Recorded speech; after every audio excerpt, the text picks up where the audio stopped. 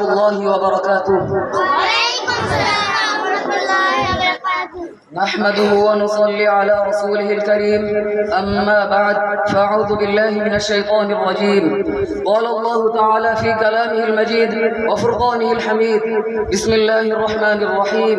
فبشرناه بغلام حليم فلما بلغ معه السعي قال يا بني إني أرى في المنام أني أذبحك فانظر ماذا ترى.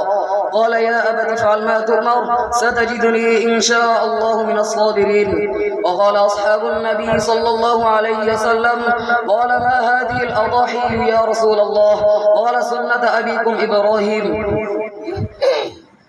দক্ষিণবঙ্গের ঐতিহ্যবাহী ইসলামী বিদ্যাপীঠ দারুল উলুম মালেরহাট মাদ্রাসা আল কারিম ছাত্র কাফেলার কর্তৃক আয়োজিত বাৎসরিক প্রতিযোগিতামূলক বক্তৃতা সেমিনারের উপস্থিত সম্মানিত সভাপতি সাহেব, সুদক্ষ পরিচালক ও বিজ্ঞ বিচারক মণ্ডলী ও আমার সামনে উপবিষ্ট বাংলার প্রত্যন্ত অঞ্চল থেকে আগত আইলিম পিপাসায় পিপাসিত একজাক এলমি ছাত্র কাফেলা, আমি তাদের সকলকে জানাই এক মুষ্টি লাল গোলাপের শুভেচ্ছা ও মোবারকবাদ। মুহতারাম হাজিরিন, আমি আজ আপনাদের সামনে যে বিষয়টি নিয়ে দণ্ডায়মান হয়েছি তা সম্পর্কে আপনারা ইতিমধ্যে অবগত হয়েছেন, আর তা হলো কোরবানির ইতিহাস ও তাৎপর্যালোচনা। যদি আল্লাহ তাআলা চাহেন তো উক্ত বিষয়ের উপর কোরআন সুন্নাহ অনুযায়ী কিঞ্চিত পরিমাণ আলোকপাত করব ইনশাআল্লাহ। মুহতারাম হাজিরিন, আমাদের ধর্মের মূল ভিত্তিসমূহের ভিতরে একটি হলো কোরবানি।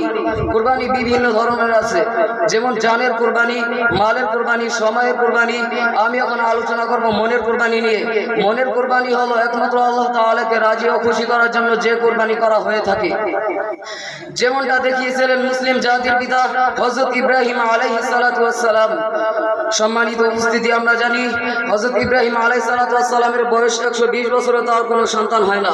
আল্লাহ তাআলার দরবারে বারবার কান্নাকাটি ও প্রার্থনার পর হযরত ইব্রাহিম আলাইহিস সালাতু ওয়াস সালামের বয়স যখন 120 বছর এবং তার স্ত্রীর বয়স 99 বছর, এই সময় আল্লাহ তাআলা তাকে একটি পুত্র সন্তান দান করেন, নাম তার ইসমাঈল।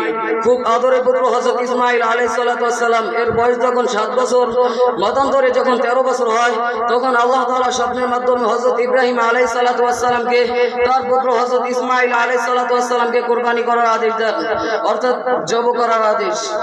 ততপর তার স্বপ্ন অনুযায়ী তার পুত্রকে বলল, আল্লাহ তাআলার পক্ষ থেকে আদেশ এসেছে তোমাকে কুরবানি করার।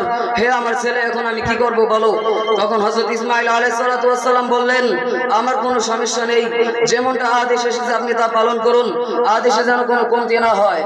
আর ছুরিটা ভালোভাবে ধরে নেন, যেন ছুরি চালাতে আপনার কোনো কষ্ট না হয়। আল্লাহু আকবার। যেমন পিতা তেমনই ছেলে, তারা দুজনেই আল্লাহ তাআলার জন্য কুরবান।